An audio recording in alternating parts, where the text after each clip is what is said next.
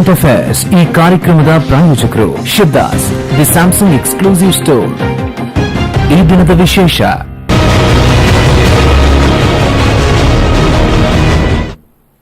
ವಿಶೇಷ ಕಾರ್ಯಕ್ರಮಕ್ಕೆ ಮತ್ತೆ ಸ್ವಾಗತ. ಆಗ್ಲೇ ಪ್ರಸ್ತಾಪ ಮಾಡಿದ್ರಿ, ಸ್ವಸಹಾಯ ಸಂಘಗಳು ಅಂತ ಹೆಸರೇ ಹೇಳಿಕೊಂಡಂತದ್ದು 4% ಬಡ್ಡಿಯಲ್ಲಿ ನಬಾರ್ಡಿಂದ ತೆಗೆದುಕೊಂಡು 18-20%ಗೆ ಜನಗಳಿಗೆ ಕೊಟ್ಟು ಮೋಸ ಮಾಡ್ತಾ ಇದ್ದಾವೆ ಸರ್ಕಾರ ಅಥವಾ ಪೊಲೀಸ್ ಇಲಾಖೆ. ಅದು ಕ್ಯಾಲ್ಕುಲೇಷನ್ ತಿಂಗಳಿಗೆ 18%, 18 ರೂಪಾಯಿ ಆದ್ರೆ ಅವರ ಇದು ವಿಚಾರವಂತಿಕೆ ವರ್ಷಕ್ಕೆ ಎಷ್ಟಾಗತ್ತೆ ಅನ್ನೋ ವಿಚಾರವಂತೆ ಮಾಡಿದ್ರೆ ಸರ್, ಅಂದ್ರೆ ಕ್ರಮ ಕೈಗೊಳ್ಳಬೇಕು ಅಂತಾದ್ರೆ ಮೊದಲು ಅವರಿಂದಲೇ ಆರಂಭ ಆಗುತ್ತೆ, ಅಲ್ಲಿಂದ ಆರಂಭ ಆಗುತ್ತೆ. ಸೊ ಕೈ ಕಟ್ಟಿ ಹಾಕಿರುವಂತದ್ದು ಅದೇ ನಮ್ಮ ಪೊಲೀಸ್ ಇಲಾಖೆಗೆ ಕೈ ಕಟ್ಟಿ ಹಾಕಿರುವಂತದ್ದು ಇದೇ ವಿಚಾರ. ಎಸ್ ಧರ್ಮೇಂದ್ರ ಅವ್ರು ಏನ್ ಹೇಳ್ತೀರಿ? ನಾವು ಸಮಾಜ ಸೇವೆ ಮಾಡುವಂತ ಸ್ವಸಹಾಯ ಸಂಘಗಳು ಕೂಡ ಬಡ್ಡಿ ವ್ಯವಹಾರವೇ ಮಾಡ್ತಾ ಇರುವಂತದ್ದು. ಖಂಡಿತ ಏನ್ ಹೇಳ್ತೀರಿ? ಅಲ್ಲ, ಎಲ್ಲಾ ಸಂಘಗಳು ಅಂತ ಹೇಳ್ತಿಲ್ಲ. ಕೆಲವೊಂದು ಮಂಗಳೂರಿನಲ್ಲಿ, ದಕ್ಷಿಣ ಕನ್ನಡ, ಉಡುಪಿ ಜಿಲ್ಲೆಯಲ್ಲಿ ಇದೆ, ಹೌದು. ಆದ್ರೆ ಏನಾಗುತ್ತೆ, ಅದ್ರ ಜೊತೆಯಲ್ಲೂ ಬೇರೆಯವರು ಸಹ ಇರೋದ್ರಿಂದ ಏನಾಗಿದೆ, ಇವತ್ತದನ್ನ ಗಮನಿಸಿಕೊಳ್ಳುವಂಥದ್ದಿಲ್ಲ. ಅವರಿಗೆ ರಾಜಕೀಯ ಹಸ್ತಕ್ಷೇಪ ಇರುತ್ತೆ, ಮತ್ತೆ ನೇರವಾಗಿ ರಾಷ್ಟ್ರ ರಾಜಕಾರಣದಲ್ಲಿ, ರಾಜ್ಯ ರಾಜಕಾರಣದಲ್ಲಿ ಗುರುತಿಸಿಕೊಂಡಿರೋದ್ರಿಂದ ಅವರ ಮೇಲೆ ಪೊಲೀಸ್ನವರು ಸ್ವಲ್ಪ, ಯಾಕೆಂದ್ರೆ ಪೊಲೀಸ್ನವರ ಸಹಾಯ ಅವರಿಗೆ ಬೇಕಾಗುತ್ತೆ, ಚೆನ್ನಾಗಿ ಇಟ್ಕೊಂಡಿರ್ತಾರೆ. ಇದೊಂದು ಸಮಸ್ಯೆ. ಮುಂದುವರಿಸಿ ಒಬ್ರು ಕಾಲರ್ ಮಾತಾಡ್ತಾರೆ. ಹಲೋ, ನಮಸ್ತೆ. ನಮಸ್ತೆ ಸರ್. ನಮಸ್ತೆ. ತಮ್ಮ ಹೆಸರು ಹೇಳಿ ಸರ್, ಎಲ್ಲಿಂದ ಮಾತಾಡ್ತಾ ಇದ್ದೀರಿ? ಸರ್, ನಾನು ನಂತೂರಿಂದ, ಲಿಂಗಪ್ಪ ನಂತೂರ್ ಅಂತೇಳಿ. ಮಾತಾಡಿ ಸರ್, ಏನ್ ಹೇಳ್ತೀರಿ? ಇಬ್ರು ಗಣ್ಯರಿಗೂ ನಮಸ್ತೆ. ದಿನೇಶ್ ಸರ್ಗೂ ನಮಸ್ತೆ. ಎಸ್ ಸರ್, ಮಾತಾಡಿ. ಈಗ ಒಂದು ಈ ಬಡ್ಡಿ ವ್ಯವಹಾರದಿಂದ ಉತ್ತರ ಕನ್ನಡದಲ್ಲಿ ಕೃಷಿಗೋಸ್ಕರ ಅವಲಂಬಿತರಾಗಿ ಪಾಪ ಬಡ್ಡಿ ಸಾಲ ಮಾಡಿ ಇವತ್ತು ಪ್ರಾಣ ಆತ್ಮಹತ್ಯೆ ಮಾಡ್ಕೊಳ್ತಿದ್ದಾರೆ. ಇಲ್ಲಿ ಮಂಗಳೂರಲ್ಲಿ, ದಕ್ಷಿಣ ಕನ್ನಡ ಜಿಲ್ಲೆಯಲ್ಲಿ ಮತ್ತು ಉಡುಪಿಯಲ್ಲಿ ನನ್ನ ಅನುಭವದ ಪ್ರಕಾರ, ನನಗೆ ಒಂದು ಬಂದಿರುವಂತ ದೂರಿನ ಪ್ರಕಾರ 2 ವರ್ಷ ಆಯ್ತು. ಇದರಿಂದ ಅಮಾಯಕ ಜನಗಳು, ಅದರಲ್ಲಿ ಮಹಿಳೆಯರು, ಅದರಲ್ಲಿ ಬಲಿಪಶುವಾಗಿ ಅವರು ಬೇರೆ ರೀತಿಯ, ಅಂದ್ರೆ ಉತ್ತರ ಕನ್ನಡಕ್ಕೂ ಇಲ್ಲಿಗೂ ಹೋಲಿಸಿದ್ರೆ ಈ ಜನರ ಬಡತನದ ರೇಖೆಗಿಂತ ಕಡಿಮೆ ಇರುವವರು ಈ ಬಡ್ಡಿ ವ್ಯವಹಾರದಲ್ಲಿ ತೊಡಗಿಸಿಕೊಂಡು ಅವರ ಜೀವನವನ್ನ ಹಾಳು ಮಾಡಿಕೊಳ್ಳುವಂತ ಉದಾಹರಣೆಗಳು ನಮಗೆ ದೂರ ಬಂದಿರುವ ಬಗ್ಗೆ ನಾನು ಮಾತಾಡ್ಲಿಕ್ಕೆ ಇಷ್ಟಪಡ್ತೀನಿ. ನಮಗೆ ಇಲ್ಲಿ ಕಾವೂರಲ್ಲಿ ಒಬ್ಬ ವ್ಯಕ್ತಿ MCF ಅನ್ನೆಲ್ಲ ಏನೋ ಕೆಲಸಕ್ಕೆ ಬಾಡಿ ಅನುಭವಿಸ್ತಾ ಸ್ವಲ್ಪ ವಯಸ್ಸಾಗಿದೆ. ಅವನಿಗೆ ತಿಂಗಳಿಗೆ 60,000 70,000 ಸಂಬಳ ಇದೆ. ಅದರಲ್ಲಿ ಒಂದು 10, 15, 20 ಹುಡುಗರನ್ನ ಇಟ್ಕೊಂಡು ಈ ಬಡ್ಡಿ ದಂಧೆಯನ್ನ ಮಾಡ್ತಾ ಇದ್ದಾರೆ. ಇದಕ್ಕೆ ವಿಧವೆ ಮಹಿಳೆ ಒಬ್ಳು ಬಲಿಯಾಗಿ ಅವಳ ಜೀವನವನ್ನೇ ಇವತ್ತು ಅದಕ್ಕೋಸ್ಕರ ತ್ಯಾಗ ಮಾಡಿದಂತಾಗಿದೆ. ಯಾಕಂದ್ರೆ ಬಡ್ಡಿ ಕಟ್ಲಿಕ್ಕೆ ಆಗದೆ ಬಡ್ಡಿ ವ್ಯಾಪಾರಸ್ಥರು ಏನ್ ಮಾಡಿದಾರೆ ಅಂದ್ರೆ ಅವಳನ್ನು ಬಳಸ್ಕೊಳ್ಳುವಂತ ರೀತಿಯಲ್ಲಿ, ಅವಳ ವಿಧವೆ ಆಗಿರೋದ್ರಿಂದ ಆ ಮಹಿಳೆಯನ್ನ ಇವನು ಬಳಸಿಕೊಂಡು ಅದನ್ನ ಅವಳ ಜೀವನವನ್ನೇ ಹಾಳು ಮಾಡಿರುವಂತದ್ದನ್ನ ನನಗೆ ಒಂದು ದೂರು ಬಂದಿತ್ತು 2 ವರ್ಷದ ಹಿಂದೆ. ಅದ್ರ ನಂತರ ಈ ಇನ್ನೊಂದು ಉರುವ ಮಾರ್ಕೆಟ್ ನಲ್ಲಿ ಇತ್ತೀಚೆಗೆ ಒಂದು ಬೆಳವಣಿಗೆ ನನಗೆ ದೂರು ಬಂದಿತ್ತು. ಅದು ಈಗ ಕೋರ್ಟ್ ನಲ್ಲಿ ವ್ಯಾಜ್ಯ ನಡೀತಾ ಇದೆ. ಈ ಬ್ಲಾಂಕ್ ಚೆಕ್ ತಗೊಂಡು ಬಡ್ಡಿ ಕೊಟ್ಟಾಗ ಬ್ಲಾಂಕ್ ಚೆಕ್ ತಗೊಳ್ತಾರೆ, ಮತ್ತೆ ಏನೋ ಅವರು ರೈಟಿಂಗ್ ಎಲ್ಲ ಮಾಡಿ ಹಣ ಕೊಡ್ತಾರೆ. ಹಣ ಕೊಟ್ಟಾಗ ಇದು ಬ್ಲಾಂಕ್ ಚೆಕ್ ಇವರು ಎಲ್ಲ ವಾಪಸ್ ಕೊಟ್ಟರು ಕೂಡ, ಅಸಲು ಬಡ್ಡಿ ಎಲ್ಲ ಕೊಟ್ಟರು ಕೂಡ ಬ್ಲಾಂಕ್ ಚೆಕ್ ಅನ್ನ ಇವರು ಇಟ್ಟುಕೊಂಡು ಅವ್ರ ಮೇಲೆ ಇನ್ನೊಂದು ರೀತಿಯ ವಸೂಲಿ ದಂಧೆ ಮಾಡುವಂತದ್ದು. ಅದನ್ನ ಪೊಲೀಸ್ನವರಿಗೆ ದೂರು ಕೊಟ್ಟರು ಕೂಡ ಪೊಲೀಸ್ನವರು ಅದನ್ನ ಕ್ಯಾರೆ ಅಂತಿಲ್ಲ. ಇದರಿಂದ ಕಾನೂನಿನಲ್ಲಿ ಏನಾದ್ರೂ ಒಂದು ಶಿಕ್ಷೆ, ಅದನ್ನ ನಿರ್ಬಂಧ ಹೇರಿ ಅದನ್ನ ಮಟ್ಟ ಹಾಕ್ಬೋದು. ಆದ್ರೆ ಈ ರೀತಿಯ ಒಂದು ವ್ಯವಸ್ಥೆಗಳು ಅವಿರತವಾಗಿ ನಿರಂತರವಾಗಿ ನಡೀತಾ ಎಷ್ಟೋ ವರ್ಷದಿಂದ ಮಾಡಿಕೊಂಡು ಬರ್ತಿದ್ದಾರೆ. ಇದ್ರ ಬಗ್ಗೆ ಇಲ್ಲಿಯ ಕಾನೂನು ವ್ಯವಸ್ಥೆಗಳು ಸರಿಯಾಗಿ ಏನಾದ್ರೂ ಮಾಡಿದ್ರೆ. ಧನ್ಯವಾದಗಳು ಸರ್. ಅದೇ ಸ್ವಸಹಾಯ ಸಂಘದ್ದು ಒಂದಾದ್ರೆ, ಮತ್ತೊಂದು ಕಡೆಯಲ್ಲಿ ದೊಡ್ಡ ದೊಡ್ಡ ಪ್ರಭಾವಿ ವ್ಯಕ್ತಿಗಳ ಚೇಲಾಗಳು ಈ ದಂಧೆಯನ್ನ ಮಾಡ್ತಾ ಇದ್ದಾರೆ. ಅಂದ್ರೆ ನಮ್ಮ ಸಂಘಟನೆಗಳಾಗಿರ್ಬೋದು, ಯಾರು ಇದರ ಬಗ್ಗೆ ಮಾತಾಡೋದಿಲ್ಲ, ಧ್ವನಿ ಎತ್ತೋದಿಲ್ಲ. ಈಗ ಯಾಕೆ ಚರ್ಚೆ ಆಗ್ತಾ ಇದೆ ಅಂತ ಹೇಳಿದ್ರೆ, ರೈತರು ಆತ್ಮಹತ್ಯೆ ಮಾಡಿ. ಇಲ್ಲಿ ಏನಾಗುತ್ತೆ, ಸಂಘಟನೆ ಎಂಬ ಹೆಸರನ್ನು ಬಳಸಿದ್ರೆ ನೋಡಿ, ನಾನು ಸಂಘಟನೆಯಲ್ಲಿರುವವನೇ. ನಾವು ಸಂಘಟನೆಯಲ್ಲಿ ಇಂಥ ಘಟನೆಗಳು ಬಂದಾಗ ನಾವು ಮಾತಾಡಿದ ಕೂಡಲೇ ಏನಾಗುತ್ತೆ, ಪೊಲೀಸ್ ಇಲಾಖೆ ನೈತಿಕ ಪೊಲೀಸ್ಗಿರಿ ಅಂತ ಹೇಳ್ಬಿಟ್ಟು ನಮ್ಮ ಮೇಲೆ ಚಾರ್ಜ್ ಶೀಟ್ ಮಾಡ್ತಾರೆ. ಇದರಿಂದಾಗಿ ಯಾಕಪ್ಪ ಈ ಉಸ್ತುವಾರಿ ಅಂತ ಹೇಳೋ ವಿಚಾರದಲ್ಲಿ ಸುಮ್ಮನೆ ಇರ್ತಾರೆ. ಇದೊಂದು ಅನೇಕ ಕಡೆಯಲ್ಲಿ ಆಗಿದೆ. ಸಂಘಟನೆ ಬಹಳಷ್ಟು ಮುಖಂಡರು ಬಡ್ಡಿ ದಂಧೆ ಮಾಡ್ತಾ ಇದ್ದಾರೆ. ನಾನು ಒಪ್ಕೋತೇನೆ ಎಲ್ಲವೂ ಸಂಘಟನೆಗಳಲ್ಲಿ ಆಗುತ್ತೆ ಅಂತಲ್ಲ. ಈಗ ನಮ್ಮಂತಹ, ನಾನು ಅದಕ್ಕೆ ಯಾವಾಗ ಹೇಳಿದ, ಹಿಂದೂ ಮಹಾಸಭಾದ ಯಾವುದೇ ಒಂದು ವ್ಯಕ್ತಿ ಬಡ್ಡಿ ವ್ಯವಹಾರಗಳಲ್ಲಿ ಇಲ್ಲ. ನಾನು ಅದನ್ನು ನೇರವಾಗಿ ಹೇಳಲಿಕ್ಕೆ ಇಷ್ಟಪಡ್ತೇನೆ. ನಮ್ಮಲ್ಲಿ ಬಂದಿರುವಂಥ ವಿಚಾರಗಳ ಪ್ರಕಾರ ನಾವು ಕೇಳಿದ ಕೂಡಲೇ ನಮ್ಮನ್ನ ಕರೆಸಿ, ನೋಡಿ ಈ ಉಸ್ತುವಾರಿ ನಿಮಗೆ ಬೇಡ, ಇಂಥ ವಿಚಾರಗಳು ನೇರವಾಗಿ ಬಂದಿದೆ. ನಾನು ಹೇಳಿದ್ದೇನೆ, ಇದು ಎರಡನೇದ ನಾನೇನು ಹೇಳ್ತಾ ಇದ್ದೇನೆ, ಒಬ್ಬರು ಒಂದು ಟ್ರಾನ್ಸ್ಪೋರ್ಟ್ ವೆಹಿಕಲ್ ತಗೊಂಡು ಈ ಟ್ರಾನ್ಸ್ಪೋರ್ಟ್ ಕಂಪನಿಯಿಂದ ಒಂದು ಟ್ರಾನ್ಸ್ಪೋರ್ಟ್ ಫೈನಾನ್ಸ್ ಕಂಪನಿಯವರು ಅವರಿಗೆ ಲೋನ್ ಕೊಟ್ಟಂತ ಸಮಯದಲ್ಲಿ ಎಲ್ಲಿವರೆಗೆ ಅವರು ಹೆರಾಸ್ಮೆಂಟ್ ಆದ್ರೆ ಸುಸೈಡ್ ಮಾಡ್ಕೊಳ್ಳೋವರೆಗೆ ಹೋದ್ರು. ನಾನು ಅದಕ್ಕೆ ಹೇಳ್ತಾ ಇದ್ದೇನೆ, ಕೇವಲ ನೀವು ಸಣ್ಣ ಬಡ್ಡಿ ವ್ಯವಹಾರ ಅಲ್ಲ, ಎಲ್ಲಾ ತರದ ಬಡ್ಡಿ ವ್ಯವಹಾರಗಳಲ್ಲೂ ಪೊಲೀಸ್ನವರು ನಿಗಾ ಇಟ್ಕೋಬೇಕು, RBI ಅದರ ಮಧ್ಯೆ ಪ್ರವೇಶ ಮಾಡಬೇಕಾಗತ್ತೆ. ನಾವು ಅದಕ್ಕೆ ಹೇಳ್ತಾ ಇರುವಂತದ್ದು, ಇಂಥ ಅನೇಕ ಘಟನೆಗಳು ಪೊಲೀಸ್ ಇಲಾಖೆಯಿಂದ ಆಗದಿರುವಂತದನ್ನ ಸಂಘಟನೆ ಕಡೆಯಿಂದ ನಾವು ಇತ್ಯರ್ಥ ಮಾಡ್ಕೊಂಡಿದ್ದೇವೆ. ಸರ್, ಗ್ರಾಮೀಣ ಪ್ರದೇಶದಲ್ಲೂ ಕೂಡ ಇದರ ಈ ದಂಧೆ ವ್ಯಾಪಕವಾಗಿ ನಡೀತಾ ಇದೆ ಅನ್ನುವಂಥದ್ದು. ಅಂದ್ರೆ ನಾನು ಆಗ್ಲೇ ಹೇಳಿದೆ, ಹೊರ ರಾಜ್ಯಗಳಿಂದ ಬರುವಂತವರು ಮನೆ ಮನೆಗೆ ಬಂದು ಬಡ್ಡಿ ವ್ಯವಹಾರ ಮಾಡ್ತಾ ಇದ್ದಾರೆ. ಅಂದ್ರೆ ಈ ಯಾವ ರೀತಿ ಈ ಕಾನೂನು, ಅಂದ್ರೆ ಈಗ ಇರುವಂತ ಕಾನೂನಿನಲ್ಲಿ ಮಟ್ಟ ಹಾಕೋದಕ್ಕೆ ಅವಕಾಶ ಇದೆಯಾ? ಪೊಲೀಸ್ ಇಲಾಖೆ ಸರಿಯಾಗಿ ಕ್ರಮವನ್ನ ಕೈಗೊಂಡ್ರೆ ಕಾನೂನಿನಲ್ಲಿ ಮಟ್ಟ ಹಾಕ್ಲಿಕ್ಕೆ ಅವಕಾಶ ಇದೆ. ಕಾನೂನು ಏನ್ ಹೇಳುತ್ತಂದ್ರೆ, ಈ ರೀತಿಯ ಬಡ್ಡಿ ವ್ಯವಹಾರ ಮಾಡುವುದೇ ತಪ್ಪು, ಅವರಿಗೆ ಪನಿಷ್ಮೆಂಟ್ ಇದೆ. ಅದರ ಹೊರತಾಗಿ ಈ ಬಡ್ಡಿ ವ್ಯವಹಾರದಿಂದಾಗಿ ಯಾರಿಗಾದರೂ ಮಾನಸಿಕವಾಗಿ ತೊಂದರೆ ಆದ್ರೆ ಅಥವಾ ಅವರು ಬೇರೆ ರೀತಿ ಏನಾದರೂ ಸುಸೈಡ್ ಮಾಡಿಕೊಂಡ್ರೆ ಅವರ ಮೇಲೆ ಒಂದನೇ ಈ ಮನಿ ಲೆಂಡರ್ ಆಕ್ಟ್ ಏನಿದೆ ಅದರ ಪ್ರಕಾರ, ಅದರ IPC ಪ್ರಕಾರ, ಮನಿ ಲೆಂಡರಿಂಗ್ ಆಕ್ಟ್ ಪ್ರಕಾರವೇ 3 ವರ್ಷ ಶಿಕ್ಷೆ ಆಗತ್ತೆ. ಈ IPC ಪ್ರಕಾರ ಇನ್ ಎಡಿಷನ್ ಟು ದಟ್ ಅವರು ಒಂದು ಸುಸೈಡ್ ಮಾಡ್ಕೊಂಡು attempt suicide, abetment of suicide ಎಲ್ಲ ಬರುತ್ತೆ.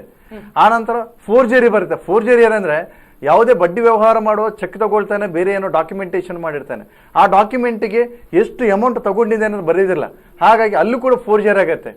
ಈ ಎಲ್ಲ ಅವಕಾಶಗಳು ಪೊಲೀಸರಿಗೆ ಇದ್ರೂ ಕೂಡ ಪೊಲೀಸರು ಒಂದು ವೇಳೆ ನಿಮ್ಗೆ ನನ್ನಿಂದ ಹಣ ಬರ್ಲಿಕ್ಕಿದ್ರೆ ಪೊಲೀಸರು ನಿಮ್ ಪರ ನಿಲ್ತಾರೆ, ನನ್ನ ಪರ ಇರಲ್ಲ.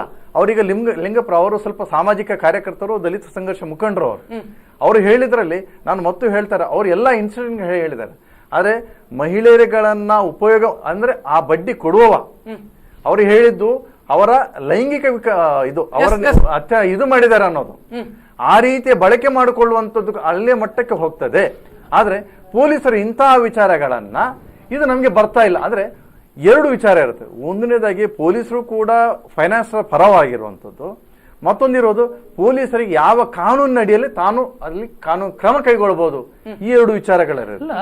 ಒಳ್ಳೆ ಆಫೀಸರ್ಸ್ಗಳು ಇದ್ರೂ ಕೂಡ ಏನ್ ಮಾಡೋದು, ನೀವು ಹಣ ತಗೊಂಡಿದ್ದೀರಿ ಕೊಟ್ಬಿಡಿ, ಆಯ್ತು ಅಷ್ಟಪ್ಪ. ನೀವು ಪ್ರಿನ್ಸಿಪಾಲ್ ಅಮೌಂಟ್ ಎಷ್ಟು ಕೊಟ್ಟಿದ್ದಿ, ಬಡ್ಡಿ ಎಷ್ಟು ಕೊಟ್ಟಿದ್ದಿ, ಬಡ್ಡಿ ಅಲ್ಲಿಯವರೆಗೆ 1 ಲಕ್ಷ 2 ಲಕ್ಷ ಕೊಟ್ಟಿರ್ತಾರೆ, ಪ್ರಿನ್ಸಿಪಾಲ್ ಅಮೌಂಟ್ 50,000. ಅಲ್ಲ, ನಾನು ಕೇಳೋದು ಸರ್ ವಕೀಲರ ಹತ್ರ ನೋಡಿ, ನ್ಯಾಯಾಲಯದಲ್ಲಿ ಕೇಸ್ ಇರುತ್ತೆ, ನ್ಯಾಯಾಲಯ ಏನ್ ನೋಡುತ್ತೆ, ಅವರು ಅಲ್ಲಿ ಚೆಕ್ ಕೊಟ್ಟಿದ್ಯೇನಪ್ಪ, ತಗೊಂಡಿದ್ಯಾ, ದಾಖಲೆಗಳನ್ನ ನಾವು ಪರಿಗಣಿಸ್ತೇವೆ ಅಂತ. ಇಲ್ಲಿ ಏನಾಗಿದೆ ಎಂಬುದರೊಳಗೆ ನ್ಯಾಯಾಲಯ ಪ್ರಶ್ನೆ ಮಾಡ್ತಾ ಇಲ್ಲ, ವಕೀಲರು ಇರ್ತಾರೆ, ಆ ಕಡೆಯಿಂದ ವಕೀಲರು ಈ ಕಡೆ ಅನ್ನೋ. ಇದರಿಂದ ನಾನು ಅನೇಕ ಕೇಸುಗಳನ್ನು ನೋಡಿದೆ, ನ್ಯಾಯಾಲಯದಲ್ಲಿ ನಿಜವಾಗಿ ಸಹ ನ್ಯಾಯವಂತನಿಗೆ ನ್ಯಾಯ ಸಿಗ್ತಾ ಇಲ್ಲ. ಈ ವಿಚಾರದಲ್ಲಿ ಏನು ಮಾಡಕ್ಕಾಗದಿರುವಂತ ಪರಿಸ್ಥಿತಿ ಚೆಕ್ ಕೇಸ್ನಲ್ಲಿ ಏನ್ ಬರುತ್ತಂದ್ರೆ, ಸರ್ ಈಗ ಒಬ್ಬ ಬಡ್ಡಿ ವ್ಯಾಪಾರಿ ಲೋನ್ ಕೊಡಬೇಕಾದ್ರೆ ಚೆಕ್ ಲೀಫ್ ಅನ್ನ ತೆಗೆದುಕೊಳ್ತಾರೆ, 2-3 ಚೆಕ್ಗಳನ್ನ. ಇದು ಸರಿಯಾ ಅಂತ? ಇದು ತಪ್ಪು. ಚೆಕ್ ಕೊಡುವವ ಈಗ ಚೆಕ್ ಕೊಟ್ಟಾಗ ತಾನು ಯಾಕೆ ಕೊಟ್ಟಿದ್ದೇನಂತ ಆಯ್ತು, ಅವರಿಗೆ ಅನಿವಾರ್ಯತೆ ಇರುತ್ತೆ. ನಾನು ಇಲ್ಲೊಂದು ಮಾಹಿತಿಯನ್ನು ಕೊಡ್ಲಿಕ್ಕೆ ಇಚ್ಛೆ ಪಡ್ತೇನೆ. ನಿಮ್ಗೆ ಅನಿವಾರ್ಯತೆ ಇದೆ, ನೀವು ಚೆಕ್ ಕೊಟ್ಟಿದ್ದೀರಿ, ಆಯ್ತು, ಅನಿವಾರ್ಯತೆಗೆ ನೀವು ಬಡ್ಡಿಗೆ ತಗೊಂಡಿದ್ದೀರಿ, ನಿಮ್ಮ ಅನಿವಾರ್ಯತೆಗೆ. ಯಾಕಂದ್ರೆ ಯಾರು ಸರ್ ಮುಂದುವರಿಸಿ, ಒಬ್ರು ಕಾಲರ್ ಮಾತಾಡ್ತಾರೆ. ಹಲೋ ನಮಸ್ತೆ. ಹಲೋ ನಮಸ್ತೆ. ವಾಲ್ಯೂಮ್ ಚಿಕ್ಕದು. ನಮಸ್ತೆ, ತಮ್ಮ ಹೆಸರು ಹೇಳಿ, ಎಲ್ಲಿಂದ ಮಾತಾಡ್ತಾ ಇದ್ದೀರಿ? ನಾನು ಪ್ರಕಾಶ್ ಅಂತ. ಎಲ್ಲಿಂದ ಮಾತಾಡ್ತಾ ಇದ್ದೀರಿ? ಮಂಗಳೂರಿಂದ. ಎಲ್ಲಿಂದ? ಮಂಗಳೂರು. ಎಸ್, ಮಾತಾಡಿ ಪ್ರಕಾಶ್ ಅವರೇ. ಇಲ್ಲಿ ಎಂತ ಗೊತ್ತುಂಟ, ಇದು ಬಡ್ಡಿದು ನಾನು ಒಬ್ಬನಿಗೆ ಕೊಟ್ಟಿದ್ದೇನೆ, ಪಾಲ ಅಂತ. ಎಸ್ ಪ್ರಕಾಶ್ ಮಾತಾಡಿ. ನಾನು ಸಾಲ ಅಂತ ಒಬ್ಬನಿಗೆ ಕೊಟ್ಟಿದ್ದೇನೆ ಹಣ. ಅವನು ಈಗ ನಾನೇ ಸುಸೈಡ್ ಮಾಡ್ತೇನೆ, ನಿಮ್ಮ ಮೇಲೆ ಬಡ್ಡಿ ಗಿಡ್ಡಿ ಅಂತ ಹೇಳಿ ನನ್ನ ಮೇಲೆ ಕಂಪ್ಲೇಂಟ್ ಮಾಡ್ತೇನೆ ಅಂತ ಹೇಳ್ತಾನೆ. ಎಂತ ಮಾಡುದು? ಅಂದ್ರೆ ನಿಮ್ಮದು ಉಲ್ಟಾ ಕೇಸ್ ಆಗಾದ್ರೆ? ನಿಮ್ಮದು ಉಲ್ಟಾ ಕೇಸ್ ಆಗಾದ್ರೆ? ಹೌದು, ಅದೇ ಹಾಗೆ ಮಾಡ್ತಿರಲ್ಲ. ಧನ್ಯವಾದಗಳು ಪ್ರಕಾಶ್ ಅವರು. ಎಸ್, ದುರುಪಯೋಗ ಆಗಬಹುದು. ಸಾಲ ಕೊಟ್ಟವರು ತೆಗೆದುಕೊಳ್ಬೇಕಾದ್ರೆ ಅದ ಬಡ್ಡಿ ವ್ಯಾಪಾರ ಮಾಡ್ದ, ಬಡ್ಡಿ ಕೇಳ್ದ, ಈ ರೀತಿಯ ಕೇಸುಗಳು ಇದೆ ಅಂತ ಹೇಳ್ತಾರೆ. ದುರುಪಯೋಗ ಇಂಥ ಸಂದರ್ಭದಲ್ಲಿ ಈ ಪರಿಸ್ಥಿತಿಯ ಲಾಭ ಪಡ್ಕೊಳ್ಳುವಂಥದ್ದು ಅಂತ ಅವಕಾಶಗಳು ಇವೆ. ಈಗ ಅವರು ದುಡಿದಂತ ಹಣ ಯಾರಿಗೂ ಕೊಟ್ಟಿದ್ದಾರೆ, ಆದ್ರೆ ಅವ್ರು ಎಷ್ಟು ಬಡ್ಡಿ ಕೊಟ್ಟಿದ್ದಾರೆ ಅಂತ ಹೇಳ್ತಾ ಇಲ್ಲ, ಆದ್ರೂ ಬಡ್ಡಿ ಸ್ವಲ್ಪ ಕೊಟ್ಟಿರ್ಬೋದು. ಆದ್ರೆ ಕನಿಷ್ಠ ಕೊಡುವಾಗ ಆತನ ಅವಶ್ಯಕತೆಗಳನ್ನ ನೋಡ್ಕೊಳ್ಬೇಕಾದ್ರು ಅಲ್ಲಿ ಅವರು ತಪ್ಪಿ ಬಿದ್ದಿದ್ದಾರೆ. ಆತನ ಅವಶ್ಯಕತೆ ಎಲ್ಲಿ ಕೊಡ್ತಾರೆ? ಒಂದು ಫ್ರೆಂಡ್ಶಿಪ್ ಅಲ್ಲಿ ಕೊಟ್ಟಿದ್ದಾರೆ. ವ್ಯಾವಹಾರಿಕವಾಗಿ ಕೊಟ್ಟಿದ್ರೆ ಅವರು ವ್ಯಾವಹಾರಿಕವಾಗಿ ನೋಡ್ಕೊಳ್ತಿದ್ರು. ಆ ಮೋಸ್ಟ್ಲಿ ಅವರು ವ್ಯಾವಹಾರಿಕ ನೋಡಿಕೊಳ್ಳಿ. ಸರ್, ಒಂದು ಈಗಾಗಲೇ ಹೇಳಿದ ಹಾಗೆ ದಕ್ಷಿಣ ಕನ್ನಡ ಕರಾವಳಿಯ ಭಾಗದಲ್ಲಿ ಬಡ್ಡಿ ದಂಧೆ ನಡೀತಾ ಇದೆ. ಅದು ಕೂಡ ಇಲ್ಲಿಗಲ್ ಬಡ್ಡಿ ದಂಧೆ. ಬಡ್ಡಿ ವ್ಯಾಪಾರ ಮಾಡಬಹುದು, ಆದ್ರೆ ಇಲ್ಲಿಗಲ್ ಆಗಿ ನಡೀತಾ ಇರುವಂತ ಬಡ್ಡಿ ದಂಧೆ ಏನಿದೆ ಪೊಲೀಸ್ ಇಲಾಖೆಗೆ ಗೊತ್ತಿರಬಹುದು. ಒಬ್ಬ ಅನುಮಾನಾಸ್ಪದ ವ್ಯಕ್ತಿ ತಿರುಗಾಡಿದಾನೆ ಅಂತ ಹೇಳಿದ್ರೆ ಆತನನ್ನು ಕರೆದು ಪ್ರಶ್ನೆ ಮಾಡ್ತಾರೆ. ಅನುಮಾನಾಸ್ಪದವಾಗಿ ಮನೆಗೆ ಹೋಗಿ ಬಡ್ಡಿ ಕೊಡ್ತಾನೆ, ಮಾರ್ಕೆಟಿಗೆ ಹೋಗಿ ವ್ಯಾಪಾರಿಗಳಿಗೆ ಬಡ್ಡಿಗೆ ದುಡ್ಡು ಕೊಡ್ತಾನೆ ಅಂತಂದ್ರೆ ಪೊಲೀಸರ ಗಮನಕ್ಕೆ ಬಂದಿರುತ್ತೆ. ಕೈ ಕಟ್ಟಿ ಹಾಕಿರುವಂತದ್ದು ಯಾವುದು? ಈಗ ನೋಡಿ, ಕೇರಳದಲ್ಲಿ ಒಂದು ಪಾಲಿಸಿ ಬಂತು, ಒಂದು ಕಾನೂನು, ಪೊಲೀಸರ ಕೈ ಕಟ್ಟಿ ಅದನ್ನ ನಾನು ಹೇಳ್ತಾ ಇದ್ದೇನೆ.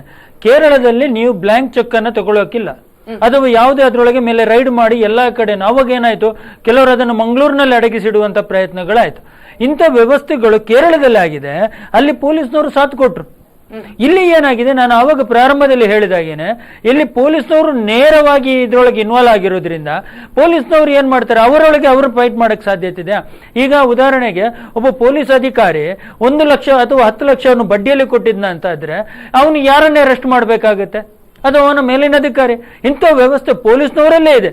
ವ್ಯವಹಾರಗಳು, ಬಡ್ಡಿಯ ವ್ಯವಹಾರಗಳು ಅಥವಾ ರಿಕವರಿಗಳು ಪೊಲೀಸ್ ಇಲಾಖೆಯ ಕಡೆಯಿಂದ ಆಗ್ತಾ ಇದೆ, ಅಥವಾ ರಾಜಕಾರಣಿ ಕಡೆಯಿಂದ ಆಗ್ತಾ ಇದೆ, ಅಥವಾ ಒಬ್ಬ ಪ್ರಭಾವಿ ವ್ಯಕ್ತಿಯ ಕಡೆಯಿಂದ ಆಗ್ತಾ ಇದೆ ಅಂತ ಹೇಳಿದ್ರೆ ಎಲ್ಲವನ್ನು ಏನಾಗುತ್ತೆ, ಇದರೊಳಗೆ ಸಫರ್ ಆಗುವಂತ ಸಣ್ಣ ವ್ಯಕ್ತಿ ಆಗಿರೋದ್ರಿಂದ ಯಾರು ಅದನ್ನು ಮುಟ್ಟಕ್ಕೆ ಹೋಗ್ತಾ ಇಲ್ಲ.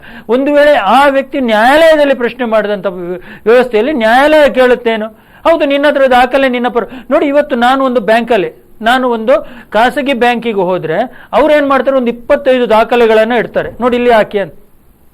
ನಾನು ಸಿಗ್ನೇಚರ್, ನನಗೆ ಲೋನ್ ಬೇಕು, ನಮ್ಮ ನ್ಯಾಷನಲ್ ಬ್ಯಾಂಕ್ ಲೋನ್ ಕೊಡ್ತಾ ಇಲ್ಲ, ಅದಕ್ಕೆ ನಾನು ಹೇಳ್ತೇನೆ, ಅವನು ನೋಡಿದ ಕಡೆಯಲ್ಲಿ ನಾವು ಸಿಗ್ನೇಚರ್ ಮಾಡ್ತೇವೆ, ದಾಖಲೆಗಳನ್ನು ಓದಕ್ಕೆ ಅವಕಾಶ ಕೊಡೋದಿಲ್ಲ. ಇಂಥ ವ್ಯವಸ್ಥೆಯಲ್ಲಿ ಖಾಲಿ 1-2 ಬ್ಲಾಂಕ್ ಚೆಕ್ ಅನ್ನ ತಗೊಂಡು ಅದಕ್ಕೆ ಟೈ ಅಪ್ ಮಾಡಿ ನಮಗೆ ಲೋನ್ ಅನ್ನ ಕೊಡ್ತಾರೆ. ನಾವು ಲೋನ್ ಅನ್ನು ಕಟ್ಕೊಂಡು ಹೋದ್ರೂ ಲೋನ್ ಮುಗಿಯುವುದಿಲ್ಲ. ಇಂಥ ವ್ಯವಸ್ಥೆ ಅಡಿಯಲ್ಲಿ ಇದು ಒಂಥರದ. ಇನ್ನೊಂದು ಮುಖ್ಯವಾಗಿ, ಈಗ ನೋಡಿ, ನಾನು ಆವಾಗ ಹೇಳಿದಾಗೇನೆ 8ನೇ ತಾರೀಕು ಒಂದು ಕಡೆಯಲ್ಲಿ ನನಗೆ ಕಂತು ಕಟ್ಟಲಿಗೆ ಬರುತ್ತೆ.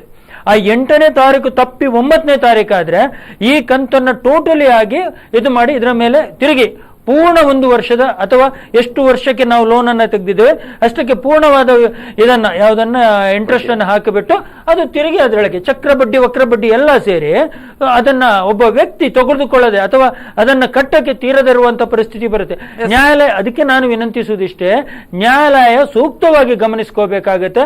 ತಗೊಂಡಂತ ವ್ಯಕ್ತಿ ಅವನು ಎಷ್ಟು ಕಟ್ಟಿದ್ದಾನೆ, ಅದರ ಬಡ್ಡಿ ಎಷ್ಟು, ಅದಕ್ಕೆಲ್ಲವನ್ನ ನ್ಯಾಯಾಲಯ ಅದನ್ನು ಯಾವುದನ್ನು ಪರಿಶೀಲಿಸುವುದಿಲ್ಲ, ನೇರವಾಗಿ. ಧರ್ಮೇಂದ್ರ ಸರ್, ನಿಮ್ಮಲ್ಲೂ ಮಾತಾಡ್ತೇನೆ, ಅದಕ್ಕಿಂತ ಮೊದಲೊಂದು ಬ್ರೇಕ್ ಅನ್ನು ತೆಗೆದುಕೊಳ್ಳಬೇಕು. ಬಹುಶಃ ದಕ್ಷಿಣ ಕನ್ನಡ ಮತ್ತು ಉಡುಪಿ ಜಿಲ್ಲೆಯಲ್ಲಿ ನಾವು ಒಂದು ವಿಚಾರವನ್ನ ಮಾತಾಡಬೇಕಾಗತ್ತೆ. ರಾಜಕೀಯ ಪಕ್ಷಗಳು, ಪ್ರಭಾವಿ ರಾಜಕೀಯ ಪಕ್ಷಗಳು ಯಾಕೆ ಮಾತಾಡ್ತಾ ಇಲ್ಲ ಈ ಒಂದು ಸಮಸ್ಯೆಯ ಬಗ್ಗೆ ಅನ್ನುವಂಥದ್ದು. ಯಾಕಂತ ಹೇಳಿದ್ರೆ ಅವರ ಮೌನದ ಹಿಂದೆ ನಮಗೆ ಸಂಶಯಗಳು ಖಂಡಿತವಾಗಿ ಕೇಳಿ ಬರುತ್ತೆ. ಆ ಬಗ್ಗೆಯೂ ಕೂಡ ಮಾತಾಡಬೇಕು. ಆದ್ರೆ ಅದಕ್ಕಿಂತ ಮೊದಲೊಂದು ಬ್ರೇಕ್ ನಂತರ ಕಾರ್ಯಕ್ರಮ ಮತ್ತೆ ಮುಂದುವರಿಯುತ್ತದೆ.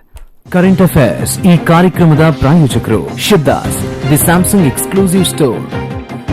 ಈ ದಿನದ ವಿಶೇಷ